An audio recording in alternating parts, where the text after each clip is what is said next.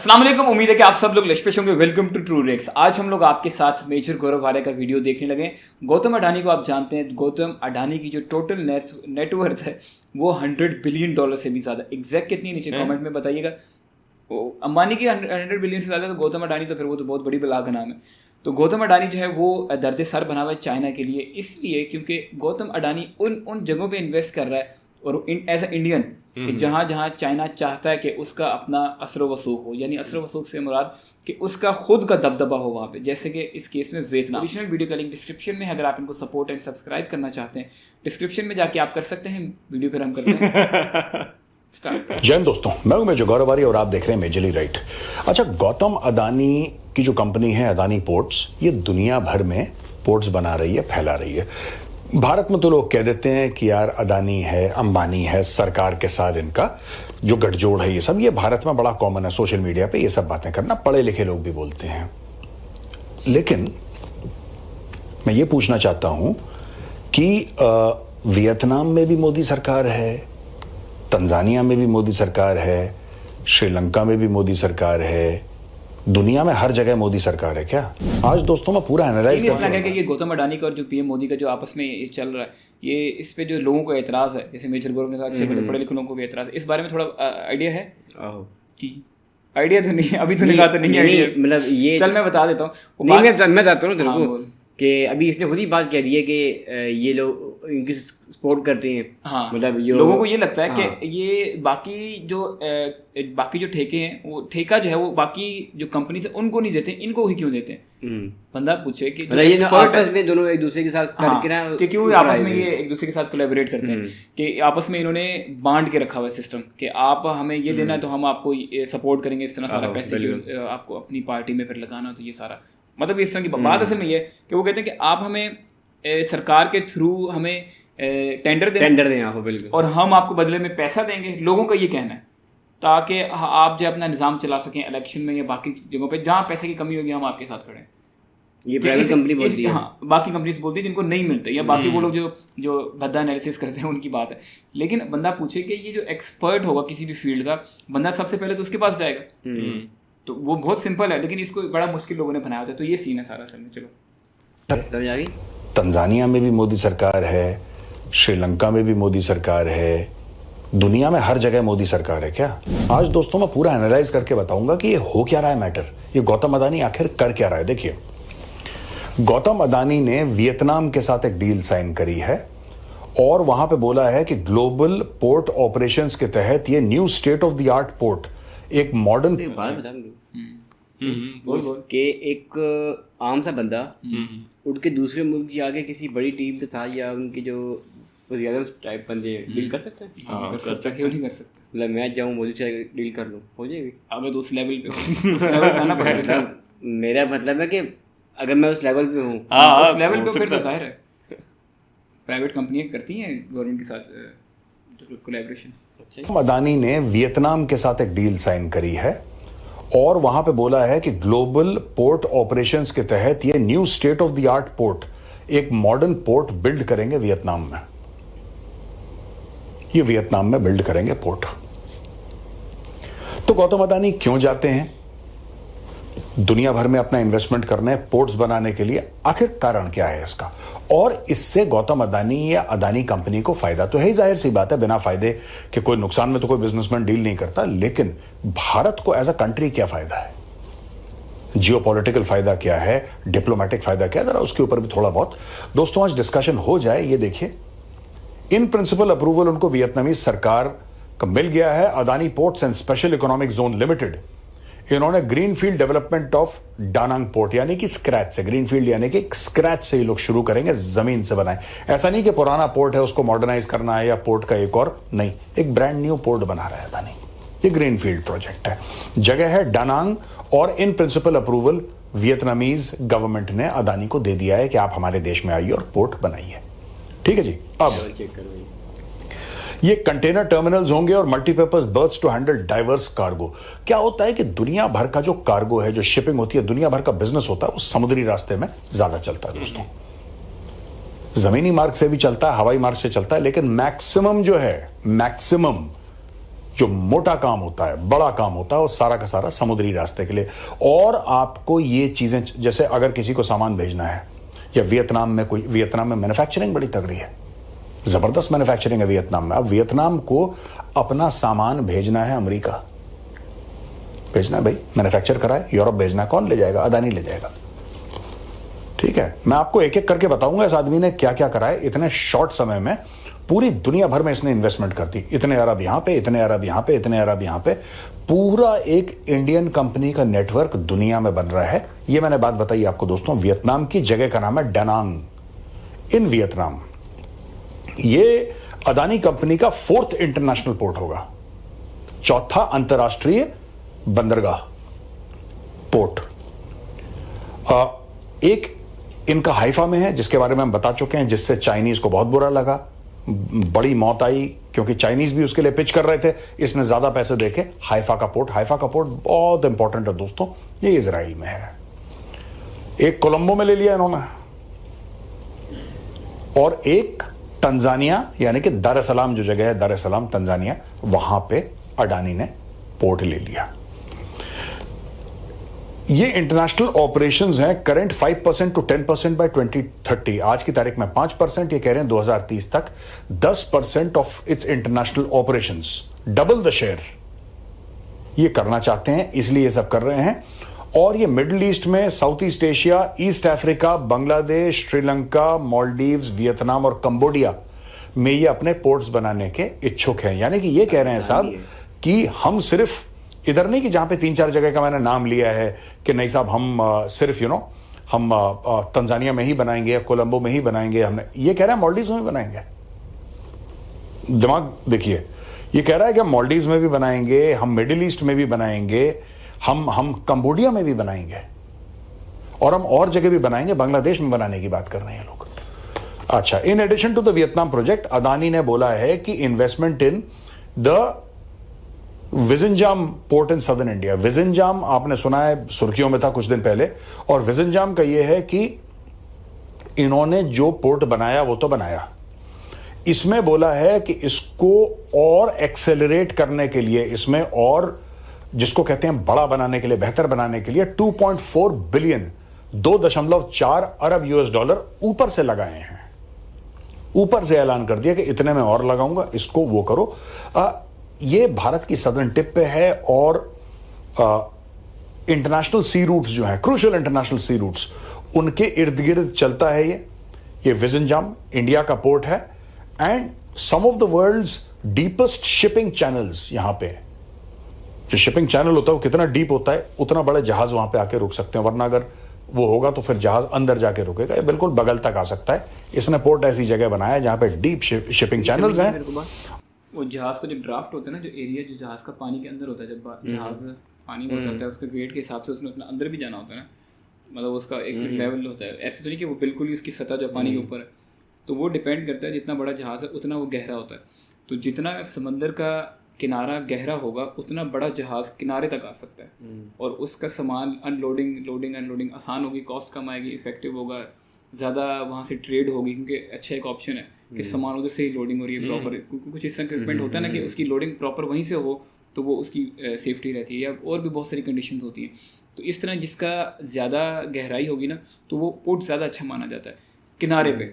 ऐसा नहीं कि उसका डीप सी जाके, क्योंकि अगर कोई पीछे जाके तो फिर वहाँ जाके इतना खर्चा करके उधर जहाज़ खड़ा होगा, वहाँ तक सामान लेके जाना है, हर चीज़ को लेके आओ, उसका रास्ता एक बनाएंगे, पाथवे बनाएंगे, बड़ा एक वो कॉस्टली और सरदर्द बन जाता है। तो उतना बड़े जहाज वहां पे आके रुक सकते हैं, वरना अगर वो होगा तो फिर जहाज अंदर जाके रुकेगा, ये बिल्कुल बगल तक आ सकता है। इसने पोर्ट ऐसी जगह बनाया है जहां पे डीप शिपिंग चैनल्स हैं, और ये कह रहे हैं कि 5 million TEUs, surpassing the initial man of 3 million TEUs। अब इन्होंने बोला है कि साहब ये जो है 2045 में होना था। सुनिएगा ध्यान से, आदमी का दिमाग देखिए।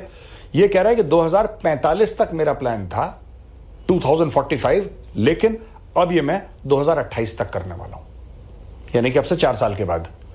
कहां ये होने वाला था? 20 साल के बाद, 21 साल के बाद। उसने बोला 20-21 साल छोड़ो, हटो परे, 3-4 साल के अंदर करो, 2028 तक इसको खत्म करो और पैसे लगाओ।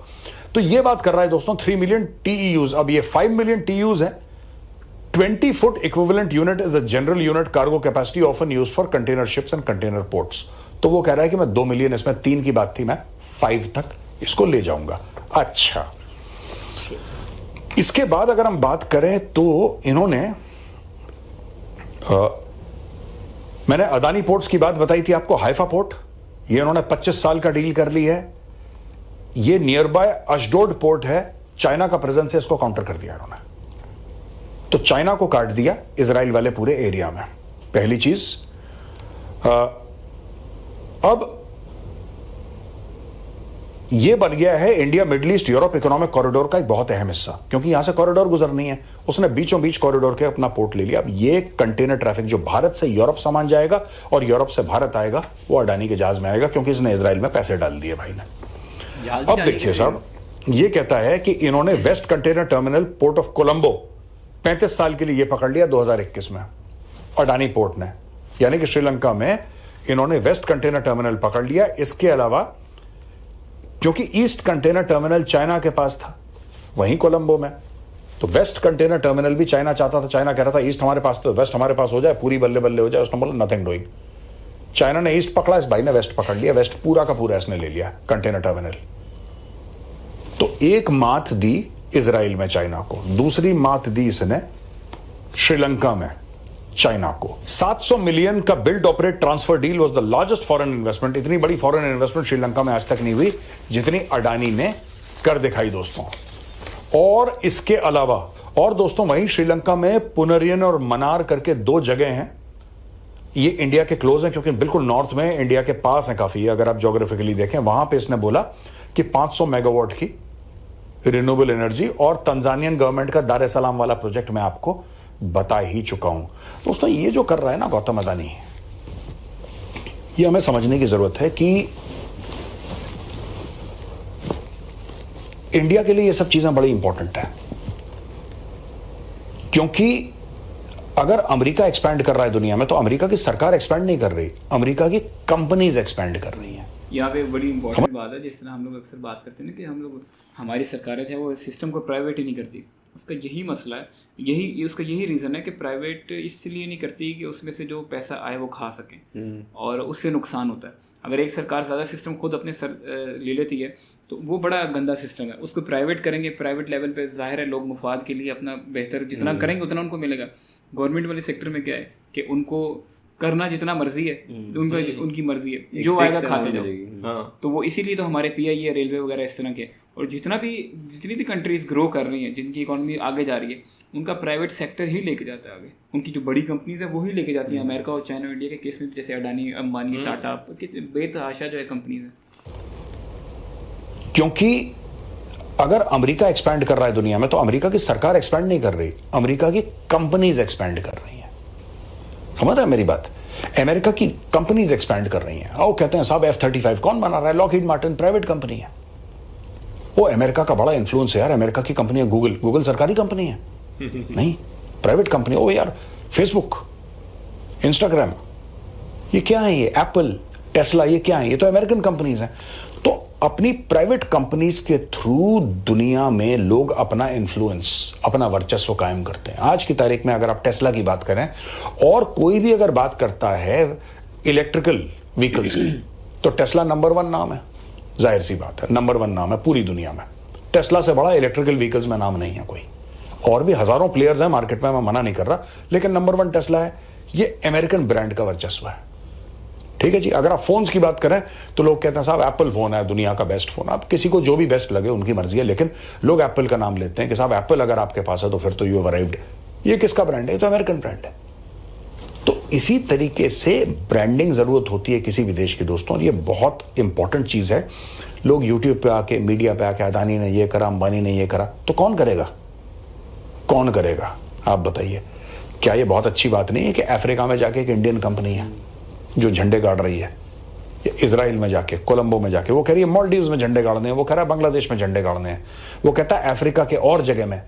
तो ये हर जगह जाके पोर्ट्स बना रहा है, और इससे भारत का ही नाम ऊंचा हो रहा है। ठीक है, क्या अदानी का इसमें फायदा नहीं है? बिल्कुल है भाई। आप और हम अगर नौकरी करते हैं बिना तनख्वाह के, करेंगे नौकरी? तो जब हम तनख्वाह लेते हैं किसी से तब हमें बुरा नहीं लगता, लेकिन अगर वो पैसे के लिए काम कर रहा है, आप कहते हैं लेकिन वो तो पैसे के लिए काम कर रहा है, एनजीओ थोड़ा चला रहा है, कंपनी चला रहा है, प्रॉफिटेबल चला रहा है। और दुनिया दोस्तों इन इन्वेस्टमेंट्स की वजह से भारत का लोहा मान रहा है। बात वही है जो हमने बीच में की प्राइवेट सेक्टर वाली, कि प्राइवेट सेक्टर, जैसे अब्दुल ने भी एक बात बोली थी कि क्या प्राइवेट सेक्टर का बंदा इतने बड़े लोगों से मिल सकता है? पीएम मोदी से लॉकहीड मार्टिन के जो सीईओ है वो मिला ना। इसी तरह गौतम अडानी जो इंडिया का जो अडानी ग्रुप का जो सीईओ है, खुद आई थिंक ये खुद ही सीईओ है इसके अडानी पूरे ग्रुप के, तो वो मिले ना, डील साइन की ना, पर्सनली मिले, फिजिकली मिले, वो बात नहीं है, अप्रोच कर सके ना वो। तो ये बात है कि जितना ज़्यादा टैका होगा, जितना ज़्यादा स्ट्रेंथ होगी, जितनी ज़्यादा रिसोर्सेज होंगे अपने पूरे करने के बाद दूसरों के लिए, तो अगला बंदा अवेलेबल है, चाहे वो पीएम हो, चाहे वो कोई भी हो, उनको ज़रूरत है। दुनिया चलती इस पे कि जहाँ जिसको प्यास है उसको अगर वो चीज़ मिलती है तो वो ले लेगा, वो चाहे छोटी सीट का हो या बड़ी सीट का हो। तो इस सबसे इम्पॉर्टेंट बात यह है कि इंडिया के जो लोग हैं, इंडिया के लोग अब सोचते किस तरह कि इतना बड़ा बड़ा सिस्टम है। पहले पाकिस्तानी लोगों को ये बात लगती थी कि यार अंबानी है, कुछ लोगों को तो अंबानी का भी शायद नहीं पता होगा, लेकिन जो थोड़ा बहुत इंटरेस्ट रखते हैं अंबानी है या टाटा, थोड़े लोगों को ये पता, लेकिन अडानी भी अब सामने आया। इस तरह और भी बहुत सारे हैं, जैसे विप्रो के अजिम प्रेम जी हैं, बहुत सारे महिंद्रा के हैं, उसमें बड़ी बड़ी ऐसी कंपनीज हैं जो कि बहुत बड़े लेवल पे पूरी दुनिया में अपना लोहा मनवा रही है। लेकिन जिस लेवल पे टाटा ने और जिस लेवल पे रिलायंस ने और जिस लेवल पे अडानी ग्रुप ने जो है अपना लोहा मनवाया, इंडिया का नाम रोशन किया है, उस लेवल पे इंडिया की किसी कंपनी ने नहीं किया। ये 3 इंडिया की टॉप की कंपनीज़ हैं, जिसमें टाटा भी बहुत बड़ी कंपनी है। टाटा का इसलिए अमीरों में इतना नहीं आता क्योंकि वो अपना ज़्यादा जो है फिलैंथ्रोपी में अपना कर देते हैं, दान कर देते हैं, अपनी जो जितनी भी वेल्थ है वो सारी आगे ट्रांसफ़र कर देते हैं लोगों में। वो अपने पास नहीं रखते, अपने सिस्टम चलाते हैं, प्रॉफिट कमाते हैं, अपनी मैनेजमेंट रखते हैं, जो पैसा आता है दान करते जाते हैं, साथ साथ कमाते बहुत बड़ा है। उनका हर चीज़ है, उनका नमक से लेके स्टील मिलों से लेके जहाज बनाने से लेके बांटते हैं। हाँ, मतलब कि चैरिटी कर देते हैं, चैरिटी कर देते हैं। अच्छा, मेरे को बात बता कि अब जिसमें ये अडानी बाहर जाके काम कर रहे हैं, तो इसमें हुकूमत का फ़ायदा है ना, इस सेंस में नाम के अलावा, ब्रांडिंग के अलावा, कि कैश में ज़ाहिर है बहुत बड़ा फ़ायदा है। नहीं, अब देखना, अब अडानी ने कहीं पे भी जाके कर दिया, बांग्लादेश में कर दिया, जाके पोर्ट बना लिया, तो अब इसमें तो बेनिफिट तो होगा ना जो बांग्लादेश की गवर्नमेंट है या अडानी को होगा, मोदी को क्या बेनिफिट होगा? मतलब जो इंडियन गवर्नमेंट है, इंडिया को यही बेनिफिट होगा ना, इनका नेटवर्क बड़ा हो रहा है, ज़ाहिर है। जब ब्रांडिंग के अलावा नेटवर्क बड़ा हो रहा है, मतलब इनका बिजनेस बड़ा हो रहा है, तो बिजनेस जितना बड़ा होगा वो उतने ज़्यादा उस चीज़ से प्रॉफिट कमा के अपनी और ज़्यादा जो है सब्सिडी कर सकते हैं। ये अडानी अपना प्रॉफिट का कुछ शेयर सब्सिडी बोल दिया कि गवर्नमेंट को देगा। सब्सिडी तो होता है ना, बेनिफिट ही होता है। हाँ, वो जो वैसे ओपन बेनिफिट होता है। मैं क्या कह रहा हूँ, अडानी अपना जो भी उसके पोर्ट से एक लेन देन चलेगा, उसका कुछ हिस्सा प्रॉफिट का वो गवर्नमेंट को देगा, इंडियन गवर्नमेंट को। हाँ, टैक्स तो पे करते हैं, टैक्स पे करेगा, लेकिन वो वहाँ पे टैक्स पे करेंगे। जो इंडिया की कंपनीज है, जो इंडिया में काम करेंगी, वो वहाँ पे टैक्स पे करेंगी ना। लेकिन जब पैसे की सर्कुलेशन होएगी या पैसे के सारा कुछ जो होगा, तो फॉरेन एक्सचेंज तो आएगा ना उससे। मतलब अगर आउट ऑफ कंट्री में जाके वो कमा रहे हैं, मतलब जिस तरह ये अडानी, तो ये जाके कमाएंगे, उधर इंडिया को टैक्स नहीं देंगे। इंडिया को टैक्स क्यों देंगे? वहाँ बाहर टैक्स देंगे ना। लेकिन जब पैसा उस चैनल से जाएगा, गवर्नमेंट के चैनल से, फिर तो जाहिर है उसके ऊपर जो भी कंडीशंस होती हैं जिस स्टेट की, वो तो पूरी करनी पड़ती है। सबसे बढ़ के ये है कि अगर वहाँ से कमा रहे तो फॉरेन एक्सचेंज तो आ रहा है ना उनके पास। वो तो है। वैसे मैं एक बात बोलूँ भैया, कि अभी जैसे पहले वाली वीडियो देखी ना, उस वीडियो को देख के लगा यार मेरे को कि यार ये मतलब खच खराबा हो रहा है। इस वीडियो को देख के लगा कि हाँ यार मज़ा आया। खच खराबा किस तरह? मतलब वही कि अस्ट्रा ले लो, गन ले आओ, जहाज ले आओ, उसको मार दो, इसको कर दो। हाँ, बिजनेस सेफ्टी प्रिकॉशन वो सही है सारी बातें। आप देखना, ये बिजनेस इतना कर रहे हैं, दूसरा कंट्री आके ऊपर धावा बोल दे, सारा बिजनेस जीरो हो जाएगा। दोनों चीज़ें जरूरी है ना। ज़रूरी है, लेकिन अब क्या कर सकते हैं। अगर लेकिन इसमें जो ना लगा कि हाँ यार, देखना अगर सेफ्टी ना पूरी की जाए तो हो सकता है अडानी यहाँ तक आ ही ना पाता। जाहिर है उसको पूरी प्रोटेक्शन मिली है तो इधर आया ना। और लोग भी आ सकते हैं, जैसे अंबानी है, बाकी लोग भी आ सकते हैं। पूरी प्रोटेक्शन मिलेगी बिजनेस को, तभी बिजनेस ग्रो करता है। प्रोटेक्शन ही ना मिले तो बिजनेस कैसे ग्रो करेगा? दूसरे नंबर पे ये बात है कि जो जिस तरह पाकिस्तान का केस है, पाकिस्तान के अंदर केस के अंदर नॉर्मल बंदा जो बिल्कुल मिडिल क्लास बंदा है, इसके पास थोड़े बहुत पैसे हैं, कोई बंदा है पैसे पाकिस्तान के? हाँ, काफ़ी लोग हैं। कौन सा?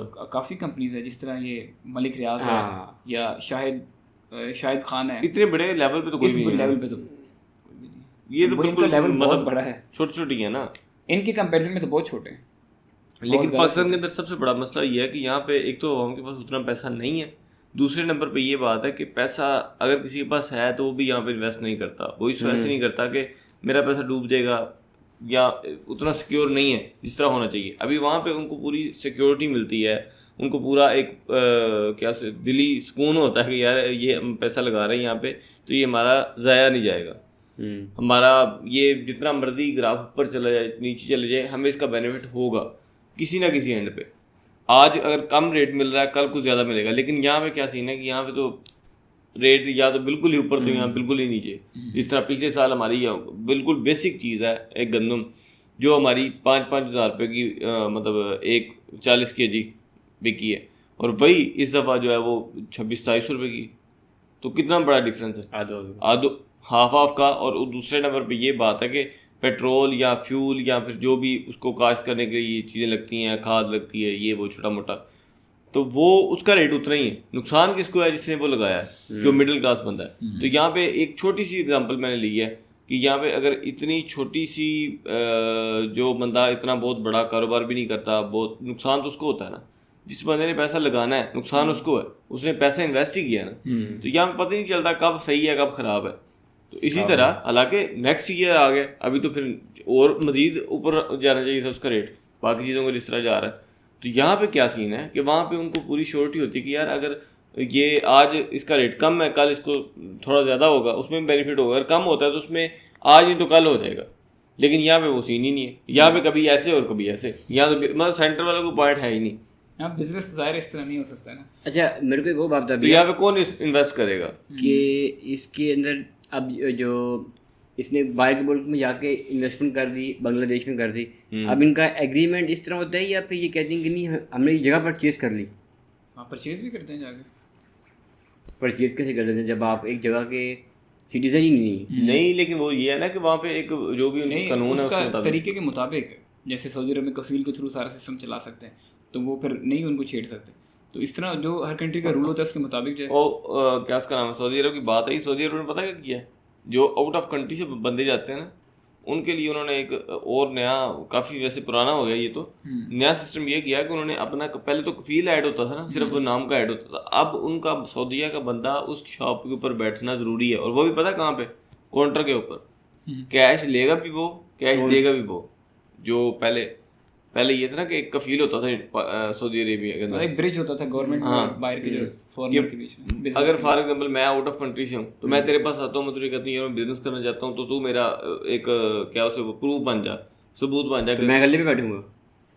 हाँ, मैं गले पे बैठूंगा? तेरे गले पे? हाँ, मेरे गले पे। हालांकि काम वो मेरा है लेकिन बैठना तूने। मुझे इस बारे में नहीं पता। ये भी गवर्नमेंट सरकार जो उसके पीछे मकसद ये है ना कि कोई भी हमारा जो क्या उसका नाम है बंदा है वो फारग ना रहे, जो उधर का है। देख उसकी कितनी बड़ी वैल्यू उन्होंने बनाई है अपने बंदे की वैल्यू उन्होंने इस तरीके से बना दी है कि अब उनके काफ़ी ज़्यादा बंदे इस तरह हो जाएंगे जो आउट ऑफ कंट्री से आते हैं, बंदे वहाँ पे आके बिजनेस करना चाहते हैं, वो अपने कैश के ऊपर नहीं बैठ सकते। कैश के ऊपर बैठना किसने? दूसरे बंदे। हाँ, उसका हिसाब किताब होगा, बस बात है कि वो, लेकिन वो बंदा वहाँ पे दुकान के अंदर होना ज़रूरी है, एक सऊदी जो भी है। तो इसी तरह जो हमारा सिस्टम है उसको देख लो कितना क्या फ़र्क है। हम अपने लोगों के बारे में जब तक सोचेंगे नहीं, जब तक हम करेंगे नहीं। अभी इंडिया वो भी अपने जो बड़े बड़े मगरमच्छ हैं जिस तरह ये हैं, इनको बहुत ज़्यादा सपोर्ट की है इनकी सरकार ने। अगर ये सपोर्ट ना होती तो ये इतना बड़ा बिजनेस कर सकते थे? कभी भी नहीं थे कर सकते।